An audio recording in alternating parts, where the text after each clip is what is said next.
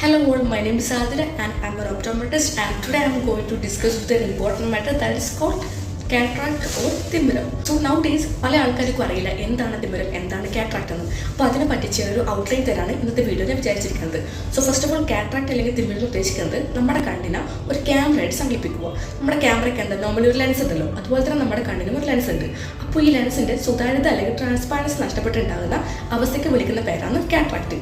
അപ്പോൾ ഇത് നമ്മുടെ സൂര്യപ്രകാശത്തിലെ അൾട്രാവയലറ്റ് രശ്മികൾ ഈ ഒരു തിമിരം ഉണ്ടാവാൻ ചാൻസ് ആക്കുന്നുണ്ട്. അതുപോലെ തന്നെ ഏജ് വളരെ ഇമ്പോർട്ടൻ്റ് ആണ്. കൂടുതലായിട്ടും കാണുന്നത് ഒരു 45-50 ആ ഒരു ഏജിലുള്ളവർക്കാണ് ഈ ഒരു തിമിരം സ്റ്റാർട്ട് ചെയ്യുന്നത് കാണുന്നത്.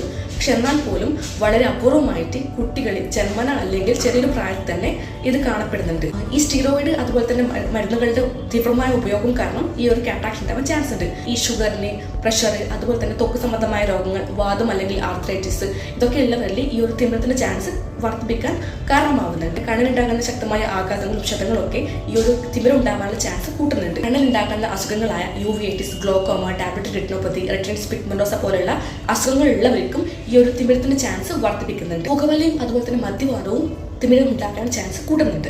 ഈ തിമിരം ഉള്ളവർക്ക് മെയിൻലി പറയുന്ന കംപ്ലൈൻസ് പറയുന്നത് അവർക്ക് കുറച്ചും കൂടി അടുത്തേക്ക് അല്ലെങ്കിൽ ദൂരത്തേക്കുള്ള കാഴ്ച മങ്ങി തുടങ്ങുകയാണ്.